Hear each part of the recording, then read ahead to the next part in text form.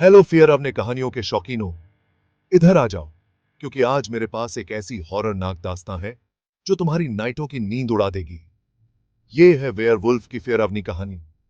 ये सब शुरू हुआ एक छोटे से भूले बिसरे विलेज से जो घने जंगलों के बीच बसा हुआ था। विलेज वाले एक शांत जिंदगी जीते थे, बाहरी दुनिया की भागदौड़ से दूर। लेकिन एक मनहूस रात को उनकी शांति टूट गई। पूरे चांद की रोशनी में अजीब सी चीखें पेड़ों के बीच गूंज उठीं।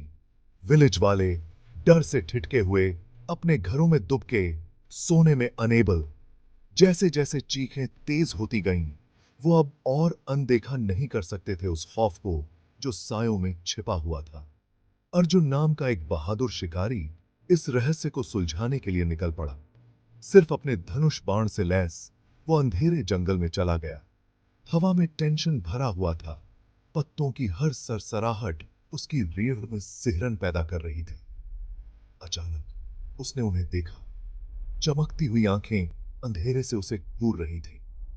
एक विशाल जानवर जिसके बाल रात जैसे काले और दांत खंजर जैसे नुकीले थे, सायों से निकलकर सामने आया। ये एक वेयरवुल्फ था, किसी भी बुरे सपने से भी ज्यादा फियरावना।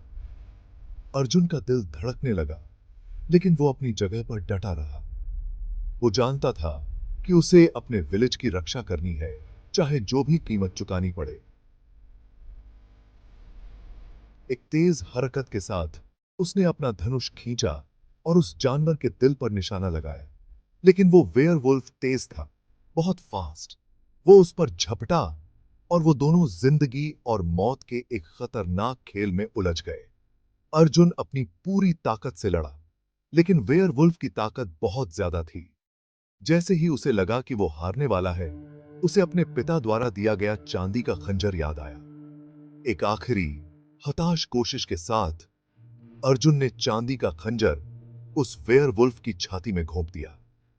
वो जानवर खून जमा देने वाली चीख के साथ जमीन पर गिर पड़ा। उसका शरीर वापस एक इंसान में बदल गया। कर्स टूट गया था, लेकिन कीमत बहुत भारी थी।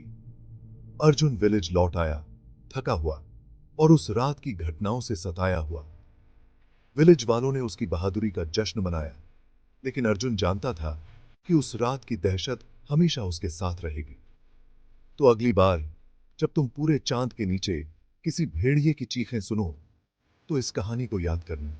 कभी कभी सबसे फियरवने राक्षस वो होते हैं जो हमारे अपने डर की परछाइयों में छिपे होते हैं। देखने के लिए शुक्रिया। और अगर आपको ये फियरवनी कहानी अच्छी लगी हो तो लाइक, शेयर और सब्सक्राइब करना मत भूलना। और भी हॉररनाक कहानियों के लिए अगली बार तक